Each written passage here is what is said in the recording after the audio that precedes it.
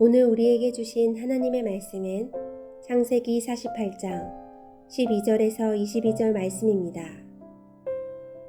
요셉이 아버지의 무릎 사이에서 두 아들을 물러나게 하고 땅에 엎드려 절하고 오른손으로는 에브라임을 이스라엘의 왼손을 향하게 하고 왼손으로는 므낫세를 이스라엘의 오른손을 향하게 하여 이끌어 그에게 가까이 나아가매 이스라엘이 오른손을 펴서 차남 에브라임의 머리에 얹고 왼손을 펴서 므낫세의 머리에 얹으니 므낫세는 장자라도 팔을 엇바꾸어 얹었더라. 그가 요셉을 위하여 축복하여 이르되 내 조부 아브라함과 아버지 이삭이 섬기던 하나님, 나의 출생으로부터 지금까지 나를 기르신 하나님, 나를 모든 환난에서 건지신 여호와의 사자께서 이 아이들에게 복을 주시오며 이들로 내 이름과 내 조상 아브라함과 이삭의 이름으로 칭하게 하시오며 이들이 세상에서 번식되게 하시기를 원하나이다. 요셉이 그 아버지가 오른손을 에브라임의 머리에 얹은 것을 보고 기뻐하지 아니하여 아버지의 손을 들어 에브라임의 머리에서 므낫세의 머리로 옮기고자 하여 그의 아버지에게 이르되 아버지여 그리 마옵소서. 이는 장자이니 오른손을 그의 머리에 얹으소서 하였으나 그의 아버지가 허락하지 아니하며 이르되 나도 안다 내 아들아 나도 안다. 그도 한 족속이 되며 그도 크게 되려니와 그의 아우가 그보다 큰 자가 되고 그의 자손이 여러 민족을 이루리라 하고 그날에 그들에게 축복하여 이르되 이스라엘이 너로 말미암아 축복하기를 하나님이 내게 에브라임을 갖고 므낫세 갖게 하시리라 하며 에브라임을 므낫세보다 앞세웠더라. 이스라엘이 요셉에게 또 이르되 나는 죽으나 하나님이 너희와 함께 계시사 너희를 인도하여 너희 조상의 땅으로 돌아가게 하시려니와 내가 내게 내 형제보다 세겜 땅을 더 주었나니 이는 내가 내 칼과 활로 아모리 족속의 손에서 빼앗은 것이니라.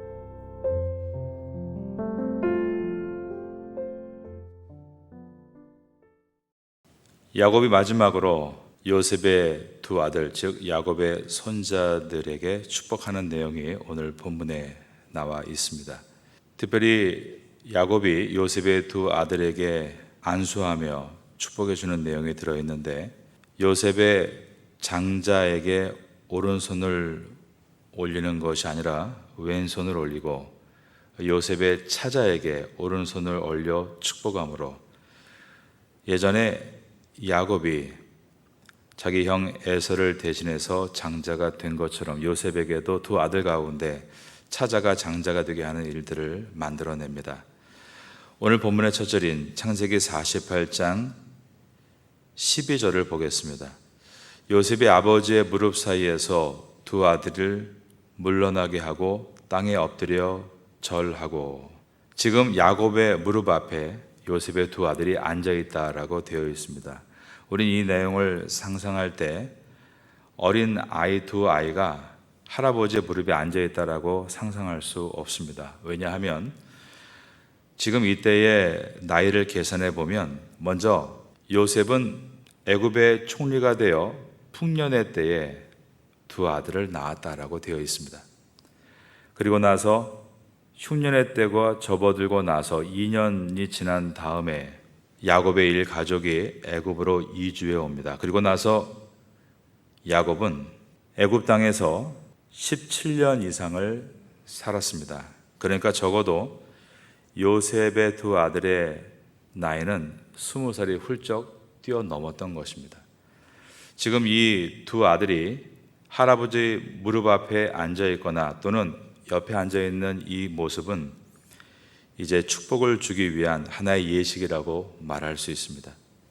야곱은 이 두 손주에게 이제 축복하기를 시작합니다. 13절입니다.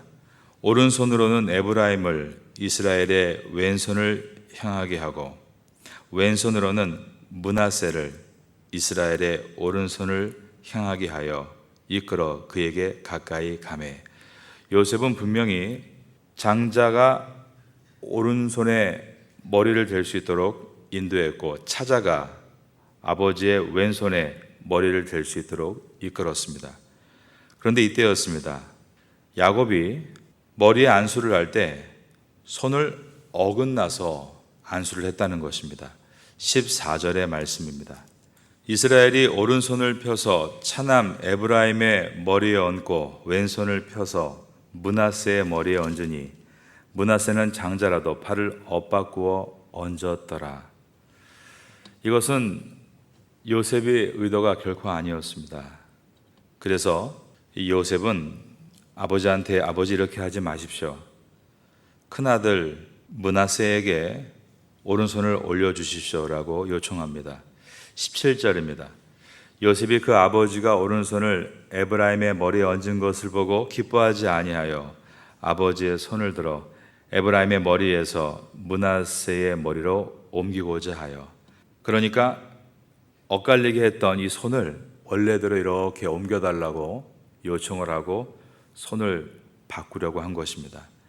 그때 아버지가 말합니다. 나도 안다, 나도 안다. 그러면서 여기에 중요한 의미가 있다라고 말하고 있는 부분이 이제 18절과 19절입니다.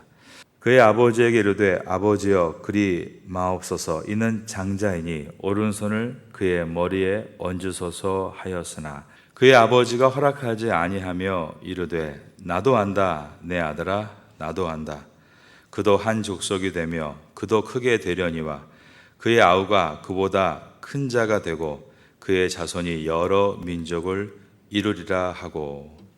이처럼 야곱이 손을 엇갈려서 축복하고 있는 것은 어떤 중요한 의미를 깨닫고 있었고 그것에 따라서 하고 있는 것이었습니다.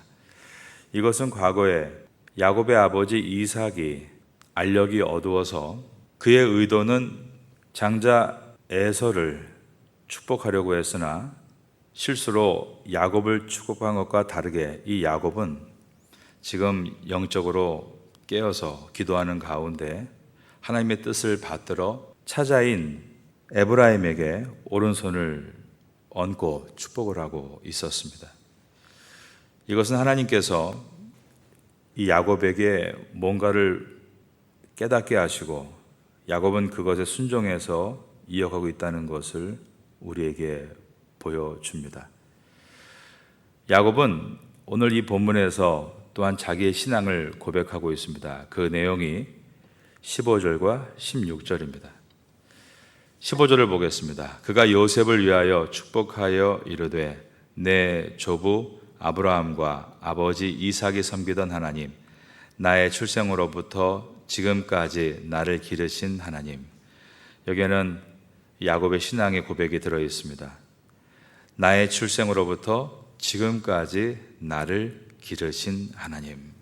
그가 죽기 전에 자기 인생을 돌아볼 때 하나님께서 태어날 때부터 지금까지 나를 길러 주셨다는 것입니다. 야곱은 그의 이름의 뜻이 발꿈치를 잡는 자였습니다. 그리고 젊었을 때 항상 자기의 야망과 욕심에 붙들려 살았던 사람이기도 했습니다. 자기의 목적을 위해서라면 아버지를 속이고 형을 속이는 잘못된 방법마저도 서슴지 않고 저질렀던 사람입니다. 그러나 하나님께서 그의 출생부터 지금까지 기르셨다. 이 말은 야곱이 과거를 돌아볼 때 그런 부족한 자기였지만 하나님께서 연단시키고 훈련시키셔서 훗날 이처럼 이스라엘이라는 이름으로 자기를 세워주시고 이 12 자녀들을 축복할 수 있도록 하셨으니 그 은혜가 얼마나 귀한가라는 고백입니다. 16절입니다. 나를 모든 환난에서 건지신 여호와의 사자께서 이 아이들에게 복을 주시오며 이들로 내 이름과 내 조상 아브라함과 이삭의 이름으로 칭하게 하시오며 이들이 세상에서 번식되게 하시기를 원하나이다.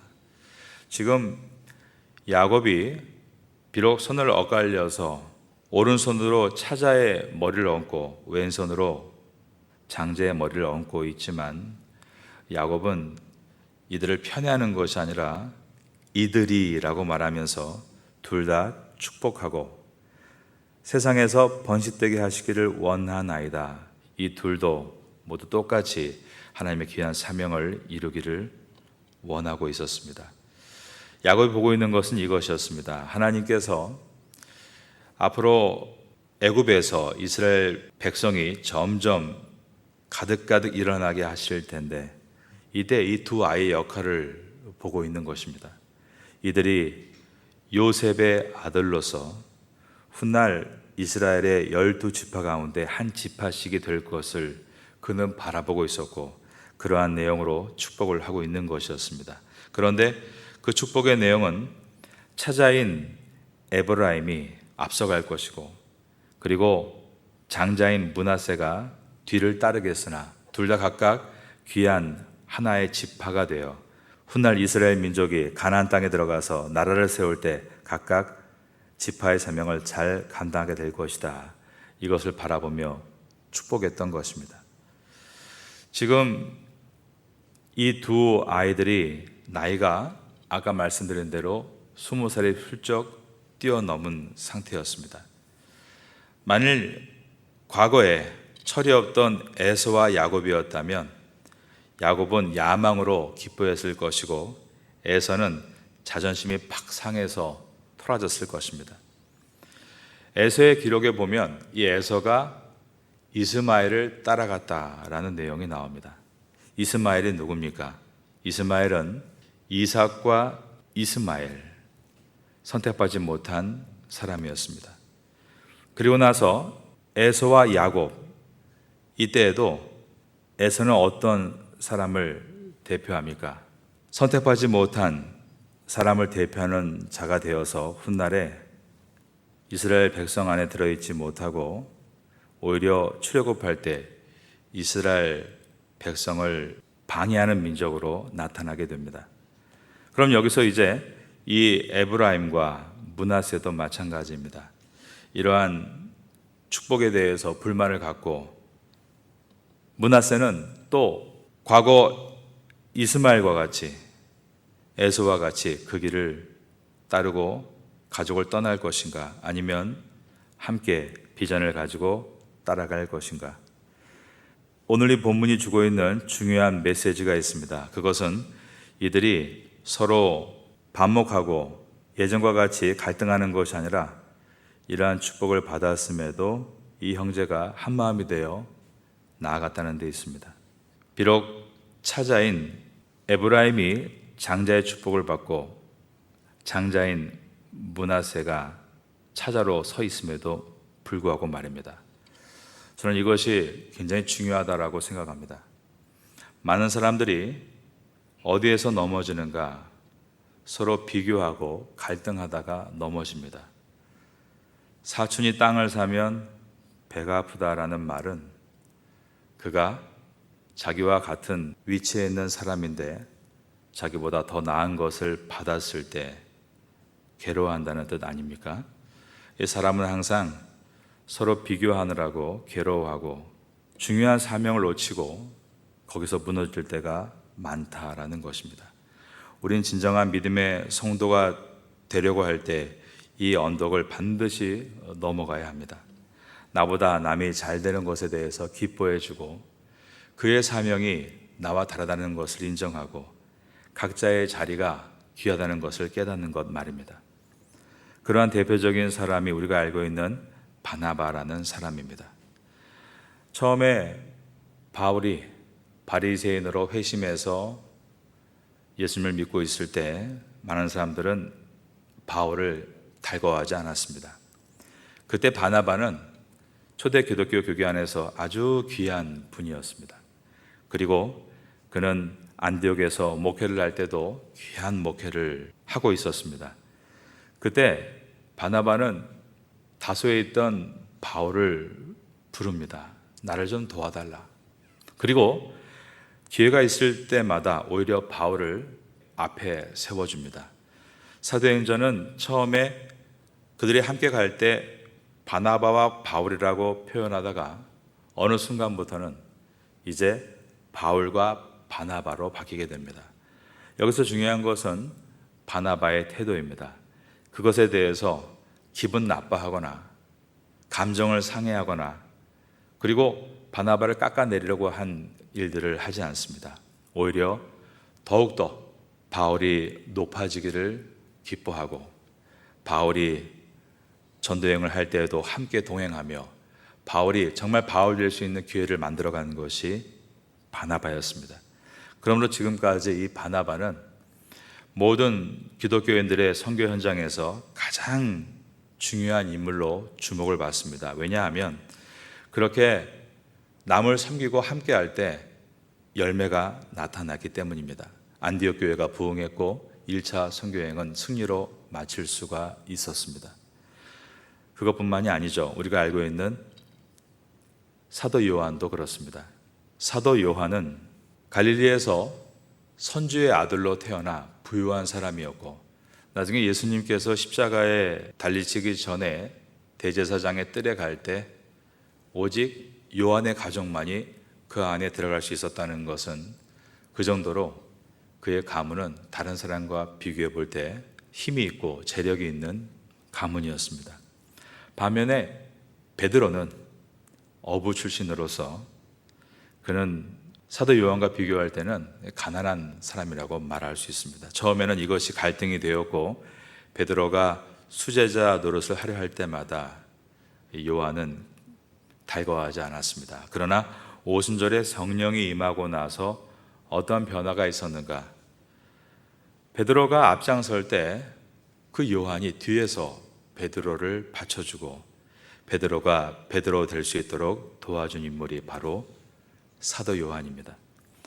그러면 요한은 어떠한 사명이 있었는가? 우리가 알고 있는 것처럼 베드로는 베드로전서 후서를 기록하지만 요한은 가장 예수님을 잘 온전하게 학문적으로 보여주는 요한복음의 저자가 되었고 그리고 요한 1, 2, 3서와 마지막 요한 계시록까지 신약성경의 5권을 기록한 성경의 저자가 됩니다.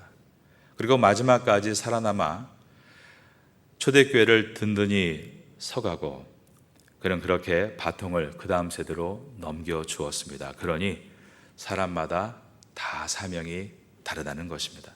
오늘 본문에 나와 있는 이 에브라임과 므낫세의 사명도 다 다릅니다. 동생이 장자로서의 역할을 감당해야 할 사명이 있고 형은 또 형으로서 한 지파의 대표로 지파를 잘 이끌어 나갈 사명이 있었던 것입니다. 그러므로 우리 각자의 사명이 다르다는 것을 우리가 인정하고 타인과 내가 비교의 대상이 아니라 우린 다양해야 함을 깨달을 때 공동체는 발전하고 하나님의 나라는 확장될 수 있는 것입니다. 하나님께서 노아에게 무지개를 보라라고 하셨습니다. 저도 가끔 태국에 뜨는 무지개를 봅니다. 무지개에 보면 선명하게 색깔이 나누어져 있죠. 바로 이것이 빛이 원리다라는 것을 가끔씩 무지개를 통해 깨닫게 됩니다. 세상을 환하게 비추고 있는 그 빛이 그렇게 밝고 모든 곳에 비춰갈 수 있는 것은 그 속에 색깔 하나가 움직이는 것이 아니라 여러 색이 함께하기 때문에 가능한 것입니다. 주님은 우리에게 빛과 소금이다라고 하십니다. 그 원리대로 말한다면 우리도 혼자 할 수 있는 일이 아니라 함께해야만 할 수 있는 일임을 깨닫게 됩니다. 여러분들은 하나님께서 나에게 주신 사명도 귀할 뿐 아니라 또한 그에게 주신 사명도 귀하다는 것을 기억하시고 항상 우리가 함께해야 주의 은혜가 나타남을 깨닫고 연합하고 함께할 수 있는 선도가 될 수 있기를 예수님의 이름으로 축원합니다.